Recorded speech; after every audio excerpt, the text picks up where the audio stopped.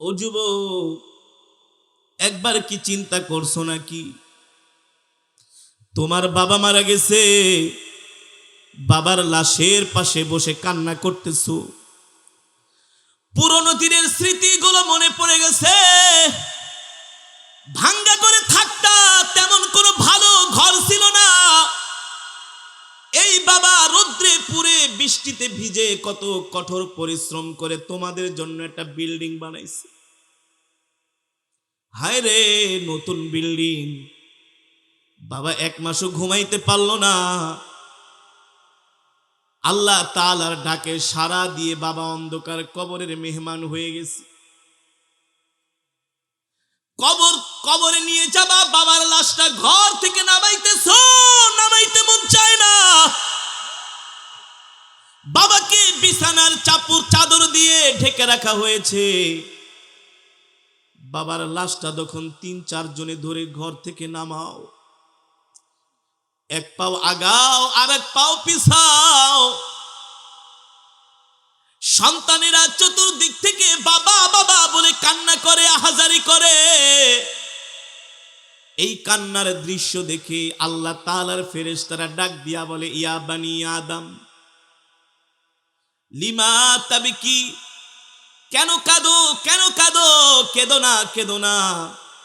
খোদার কসম করে বলি, তোমার বাবার জন্য আল্লাহ তাআলার পক্ষ থেকে যতটুকুন রিজিকের ব্যবস্থা ছিল, যতটুকুন রিজিক বরাদ্দ ছিল, তোমার বাবার রিজিক শেষ হয়ে গেছে। এ কারণে আল্লাহ তাআলা তাকে ডাক দিয়ে নিয়ে যাচ্ছে।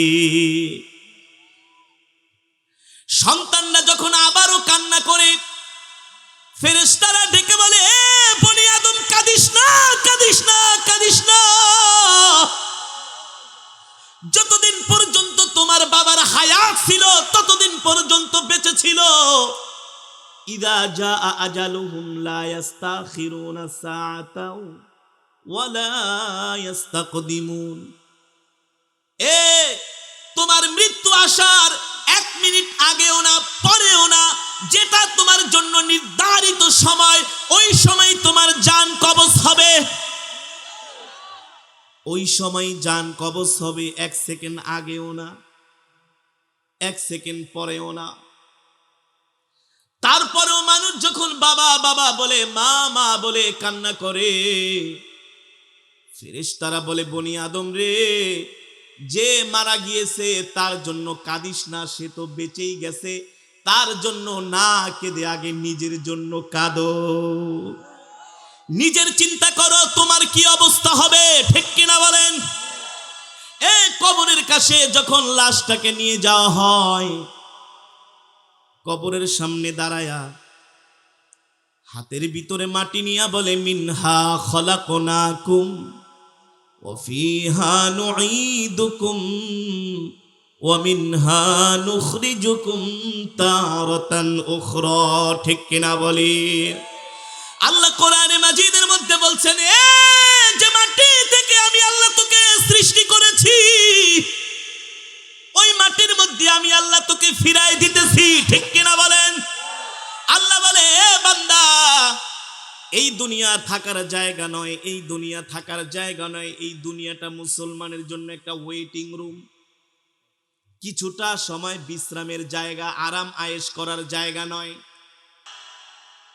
তুমি কি মনে করছো এই দুনিয়ার জমিনে আল্লাহর নাফরমানি করে, আল্লাহর সাথে নাফরমানি করে, আল্লাহর সাথে ধোঁকাবাজি করে, আল্লাহর কোরআন অনুযায়ী তুমি তোমার জীবনকে পরিচালিত না করে, নামাজ না পড়ে, রোজা না রেখে, হজ না করে, যাকাত না দিয়ে, ও মা ও বোন, আপনারা কি মনে করেছেন পর্দা না করে, ইসলামের বিধান না মেনে আপনি ইমিগ্রেশনের কাউন্টার পার হয়ে যাবেন? কখনো না, কখনো না। আপনার আমলনামা যদি ভালো না হয়, আপনাকে মালয়েশিয়ার কুয়ালালামপুরের রাজধানীতে ঢুকতে দেওয়া হবে না। আর দুনিয়ার আমল যদি আপনার ভালো না হয়, আল্লাহ তাআলা এই কবরের ঘাটি পার হতে দিবে না, জান্নাতে যেতে পারবেন না, সরাসরি জাহান্নামে। দুনিয়ার টাকা না থাকলে রাজধানীতে যেতে দিবে না, পাঠায় দিবে জাহান্নামে। আর আমল নামা যদি ভালো না হয় আল্লাহর জান্নাতে যেতে পারবেন না, পাঠায় দিবে আপনাকে জাহান্নামে। ঠিক কিনা বলেন? পাঠাবে কি পাঠাবে না? আমার কথা স্পষ্ট বুঝতে পেরেছেন তো? আপনার হাতে যদি ডলার না থাকে, আপনাকে ইমিগ্রেশন পার হইয়া মালয়েশিয়ার রাজধানীতে পুলিশ আপনাকে হ্যান্ডকাপ পরায় বলবো আরে জেলের ভিতরে ঢুকা, লকআপে ঢুকা। আপনি মনে মনে ভাববেন, হায় রে, মালয়েশিয়ার রাজধানী কত সুন্দর জায়গা, রাজধানীটা দেখতে আসলাম। রাজধানী তো দেখ দূরের কথা, এখন তো আমাকে কারাগারে থাকতে হবে। ঠিক এই দুনিয়ার আমল জিন্দিগি যদি গঠন না করেন, নেক আমল যদি না করেন, দুনিয়ার পুলিশ যদি আপনাকে না ছাড়ে, আপনি কেমন কইরা ভাবলেন হাসরের মাঠে আপনি ফেরেশতাদের হাত থেকে পার পেয়ে যাবেন? সম্ভব? বর্তমানে যত কেস হয়, মামলা হয়, আপনার মামলার নথিপতি দেখলেই, কোর্টে উঠানোর পরে জজ সাহেব আপনার মামলার নথিপতি দেখলেই বলতে পারবে আপনি খারাপ নাকি ভালো। পারবে কি পারবে না? জজ সাহেব যদি আপনাকে মুক্তি না দেয়, আপনি কখনো মুক্তি পাবেন না, জেলে আপনাকে যেতেই হবে। ঠিক কিনা বলেন? ঠিক আল্লাহ তাআলা যখন হাসরের মাঠে বিচারকের আসনে বসবেন, আল্লাহ বলবেন লিমানিল মুলকুল ইয়াউমা লিল্লাহিল ওয়াহিদিল কাহ্হার। দুনিয়ার নাফরমানিরা, দুনিয়ার জালেমেরা, দুনিয়াতে আমার আল্লাহর সাথে নাফরমানি করছস, আমার কোরআন পরশ নাই, আমার রসুলের হাদিস পরশ নাই, দিন মানুষ নাই, ইসলাম মানুষ নাই, মন চাহে জিন্দেগি করছস, যেমনি ইচ্ছা তেমনি জীবনটাকে কাটাইছস। আল্লাহ তাআলা বলে আজকে আমি এই হাসরের মাঠে কাউকে এক চুল পরিমাণ ছাড় দিব না। আল্লাহ যদি ছাড় না দেয়, কোনো উপায় আছে নাকি? জোরে বলেন, উপায় আছে নাকি? এই কারণেই তো আল্লাহ তাআলা এই কোরআনের মধ্যে বলেছেন, বারবার বলেছেন, কাইফা তাকফুরুনা বিল্লাহি ওয়া কুনতুম আমওয়াতান ফাআহইয়াকুম সুম্মা ইউমীতুকুম সুম্মা ইউহয়ীকুম সুম্মা ইলাইহি তুরজাউন। আল্লাহ আক্ষেপ করে কোরআন শরীফের সূরা বাকারার মধ্যে বলতেছেন, দুনিয়ার মানুষ, কেমন করে তোমরা আল্লাহকে অস্বীকার করো, আল্লাহর সাথে নাফরমানি করো। আল্লাহ বলে, দুনিয়ার মানুষ, তোমরা ছিলে মৃত, সেখান থেকে আমি আল্লাহ তোমাদেরকে জীবিত করেছি। আমরা মায়ের পেটে মৃত ছিলাম কি ছিলাম না? জোরে বলেন। 10 মাস 10 দিন আমরা মায়ের গর্ভে ছিলাম। আল্লাহ কোরআনের মধ্যে দেখেন, বলেন কোরআনের কথার সাথে কিভাবে মিলে যায়। আল্লাহ বলে, ওয়া কুনতুম আমওয়াতান, তোমরা ছিলে মৃত, ফাআহইয়াকুম, তখন আমি আল্লাহ তোমাদের মায়ের পেট থেকে 10 মাস 10 দিন গর্ভে রাখার পরে দুনিয়ার জমিনে পাঠাইছি। কে পাঠাইছেন? জোরে বলেন, কে? আল্লাহ বলে, দুনিয়ার জমিনে পাঠাইলাম, দুনিয়ার কোন মানুষ তোমাদেরকে খাবার দেয় নাই, দিয়েছেন কে? আরো জোরে বলেন, কে? আল্লাহ বলে, ওয়ামা মিন দাব্বাতিন ফিল আরদি ইল্লা আলাল্লাহি রিজকুহা। দুনিয়ার সব কিছুর যত মাখলুক আছে, তামাম মাখলুকের রিজিকের মালিক কে? আল্লাহ বলে, দুনিয়ার জমিনে আমি তোদেরকে পাঠাইলাম, গরুর গোশত ভালো লাগে না, তোদের জন্য আমি মুরগির গোশতের ব্যবস্থা করলাম, গরুর দুধের ব্যবস্থা করলাম। গরমের দিনে একরকম সবজি, শীতের দিনে আর একরকম সবজি। বর্ষাকালে পানি আসে, বর্ষা চলে গেলে পানি নাই। এই যে পানি আসে আর যায়, এত রিজিক, এত রিজিক। একবারও কি চিন্তা করেছেন? ওয়া ইন্না লাকুম ফিল আনআমি লাইবরা নুসকিকুম মিম্মা ফি বুতুনিহি মিন বাইনি ফারসিন ওয়া দামিল লাবানান খালিসান সাইগাল লিশারিবিন। আল্লাহ বলে, একবার কি চিন্তা করেছো, দুনিয়ার মানুষ, তোমরা গাবি পালো, গাবি, গরু পালেন কি পালেন না? সকালবেলা গরু নিয়ে মাঠে যান ঘাস খাওয়ানোর জন্য, ঠিক কিনা বলেন? যান কি যান না? গরুকে কি আপনারা ফিটার ভরে ভরে দুধ খাওয়ান? গরুকে খাওয়ান কি? জোরে বলেন। আল্লাহ বলে, সারা দিন গরু আর যখন সকালবেলা হলো, ওই গরুর দুধ দহন করার জন্য যখন দুধের স্তনে হাত দাও, গরুর বানের মধ্যে স্তনে যখন হাত দাও, স্তনে টান দেওয়ার সাথে সাথে স্তন থেকে স্বচ্ছ সাদা দুধ বের হয়, ঠিক কিনা বলি? ওই গরুর পেটে গরুর গোবর প্রস্রাব আছে কি আছে না? কোনোদিন দেখছেন নাকি দুধের সাথে কোনো একটা পায়খানা গরুর গোবরের কোনো একটা কণা বের হয়েছে, অথবা একটা ঘাসের কণা, অথবা কোনো প্রস্রাবের এক ফোঁটা বের হয়েছে? আল্লাহ কয়, এ দুনিয়ার মানুষ, একবারও কি চিন্তা করলা না আমি আল্লাহ গরুর পেটের ভিতরে তোমাদের জন্য স্বচ্ছ দুধের ব্যবস্থা করেছি? আল্লাহু আকবার, জোরে বলেন আল্লাহু আকবার। আল্লাহ বলে, সারাদিন খাওয়াইলা ঘাস, সকালবেলা গরুর পেট থেকে বের হলো, কাছে আসতে বাধ্য হবি, হবে কি হবে না? এ আল্লাহ তাআলা বলে, জাযাআ ওয়াফাকা ইন্নাহুম কানু লা ইয়ারজুনা হিসাবা। যদি আমার মুখের কথা হয়, আল্লাহর কোরআন খুলে দেখেন, আল্লাহ 30 পারায় সূরা নাবার মধ্যে বলতেছেন জাযাআ ওয়াফাকা। যেমন ইচ্ছা তেমন দুনিয়ার জমিনে জিন্দিগি করতেছস, নামাজ পড়স না, রোজা রাখস না, দিন মানুষ না, বেপরদায় চলস, সুদ খাস, ঘুষ খাস, হারাম খাস, মানুষের সাথে খারাপ আচরণ করস, বিচার কইরা ঘুষ খাস। 500 টাকা দিলে তুই বিচারের রায় পাল্টায় দেস, খা খা খা। দুনিয়ার জমিনে মাতবর হয়ে গেছস, আকিস বিড়ির প্যাকেট পকেটে নিয়ে ঘুরো, সিগারেটের প্যাকেট আর বড় কিছু হয়ে গেছস। সিগারেট খেতে খেতে ঠোঁটটাকে একেবারে কালা বানায় ফেলছিস, হারাম পয়সা দিয়া জনমের খাওয়া খা। 500 টাকার 2টা নোট দিয়া দিলে বিচারে বৈশা বৈশা খালি এদিক সেদিক তাকায়, কোন দিকে একেবারে বিচারটারে পাল্টায় দেওয়া যায় রায়। আছে কি আছে না? এমন কিছু আছে কি আছে না? আল্লাহ তাআলা বলে, খা, জনমের খাওয়া খা। হায়াত যখন শেষ হয়ে যাবে, রশি ধরে টান দিব। ইন্নাহুম কানু লা ইয়ারজুনা হিসাবা। আল্লাহকে আমি কিন্তু এত কাঁচা কাম করি না। আল্লাহ কি বলে? ইন্নাহুম কানু লা ইয়ারজুনা হিসাবা। আল্লাহ বলে, কাঁচা কাম করি না, একেবারে লেখা রাখছি। আল্লাহ কাগজ কলম দিয়ে ফেরেশতারে বলে, লেখ। ধারা বহা, 1 ধারা, 2 ধারা, 3 ধারা, 4 ধারা বসা। আল্লাহ বলে, ইন্নাহুম কানু লা ইয়ারজুনা হিসাবা। এ আল্লাহ বলে, হায়াতের রশি ধরে যখন টান দিব, মইরা যাবি, কি করবি?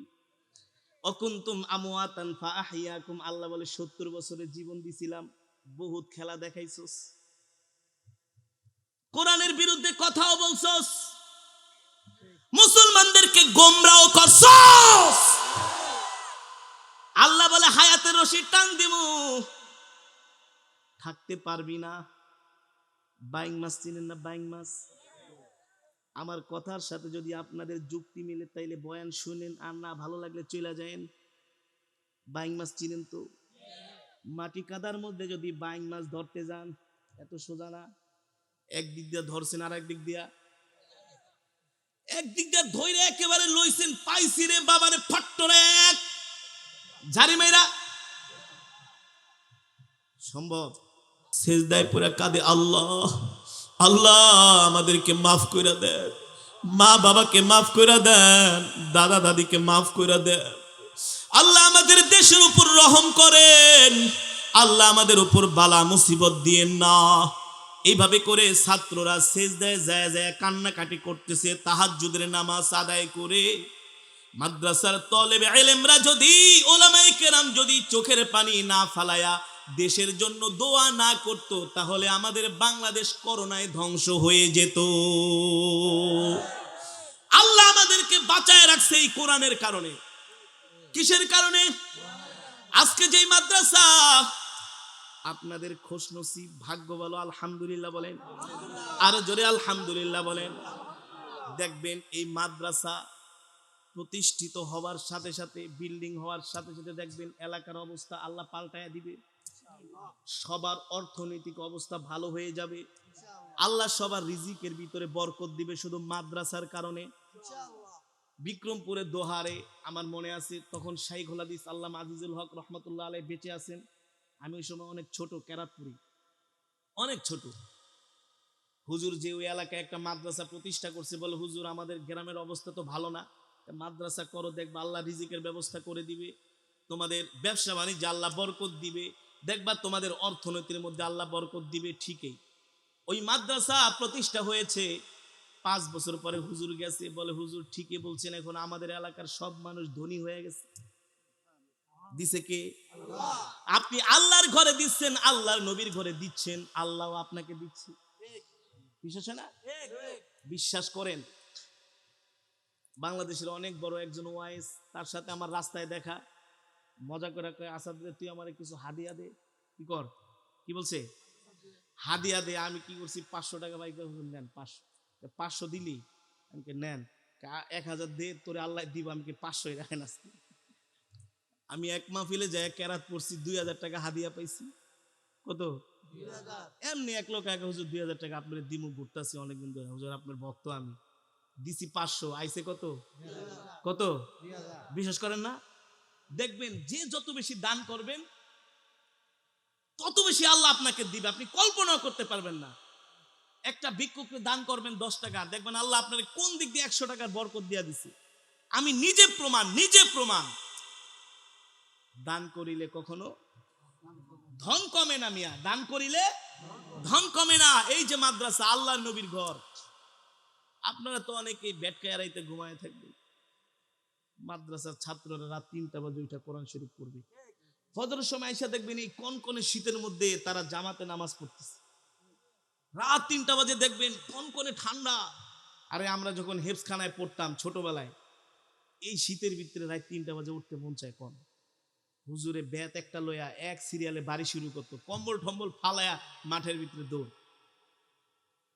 বয়স তখন 7-8, লুঙ্গিও ভালো করে পড়তে পারতাম না, এমন পিটান দিত, লুঙ্গি মুঙ্গি খুলে দৌড় মারতাম। হুজুরকে লুঙ্গি ধর, এক একটা লুঙ্গি ধরতাম, আর এক একটা মেয়ে সকলে মাঠে দৌড়। এত সোজা না। আল্লাহ তাআলা সবাইকে দিনের জন্য কবুল করে না, যাদেরকে করে তাদের সম্মান করতে হয়, ভালোবাসতে হয়। ঠিক কেনা বলেন? এই মাদ্রাসা হবে, এটা আপনাদের জন্য নাজাতের জারিয়া।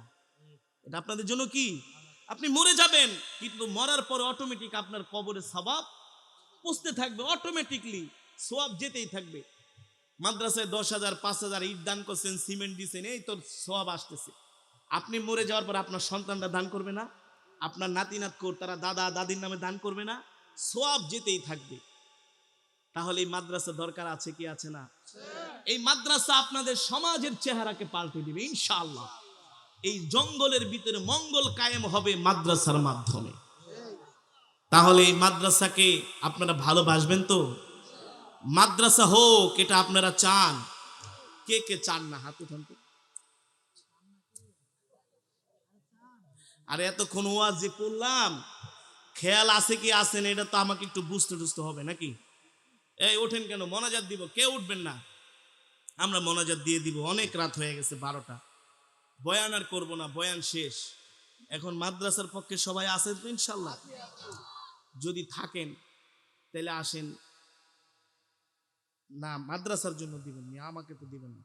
মাদ্রাসার জন্য কেউ যদি 500 1000 দিতে চান নগদ দিতে পারেন, আর নাহলে লেখায় যান। ওই যে আমি আসার আগে অনেকে দিতে শুরু করেছিলেন, তো আমি আসার কারণে অনেকে দিতে পারেন। এখন কি যদি মন চায় তাহলে 500 1000 করে যারা বাকি আছেন তারা দিতে পারেন। হ্যাঁ,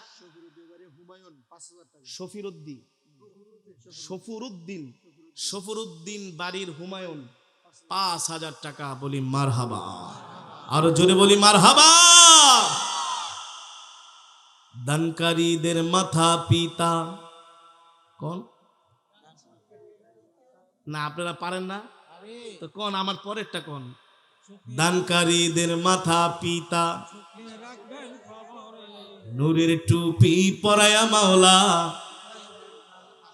বলি আমিন। আল্লাহ 5000 কে কবুল করুক। আর কে আছেন? দেন দেন দেন দেন 500 1000 করে হুজুর নগদ দিলাম, নালে বাকি লেখায় রাখেন। হ্যাঁ, আমার ভাইয়ের নাম কি? নজরুল ভাই, 500 টাকা। বলি মারহাবা। আল্লাহ নজরুল ভাইয়ের দানকে কবুল করো। আরো আস্তে কোন, কারণ আমিন কইতেও তো টাকা লাগে নাকি? টাকা লাগে। আর জোরে বলি আমিন। দান করিলে ধন কমে না, নেকের পাল্লা হয় ভারী, ঠিক কিনা বলেন? হয় কি হয় না? সুতরাং বেশি করে দেন। আর কে আছেন? 500 1000 আসেন আসেন, বইয়া রয়েছে কে? আসেন নগদ, আর নাহলে বাকি লেখায় যান, পরে দিয়ে দিবেন। অনেকে তো বাকি আছেন, মা বোনেরাও দিলে দিতে পারেন, অনেক মা বোনেরা এসছেন, না পারলে লেখান, বাকি পরে দিয়ে দিবেন। হ্যাঁ তাই, মাশাআল্লাহ। যিনি কন্ট্রাক্টর ভাই এই বিল্ডিং এর কাজ করবেন, তিনি দিবেন 10,000। আরো আস্তে কন। দানকারীদের মাথা পিতা আল্লাহ সুখে রাইখেন কবরে, নূরের টুপি পরায়া মাওলা উঠাইবেন কাল হাসরে, বলি আমিন। এই যে আমি কালেকশনটা করে দিচ্ছি, এই সব আমিও পাবো। আপনারা আমিন বলছেন, আপনারাও কি পাবেন? সবাই সব পাবেন। আল্লাহ নবী বলবো, তুই তো আমার ঘরের জন্য আমিন আমিন বলছস, বাড়িতে যাস নাই, তোকেও সওয়াব দিলাম।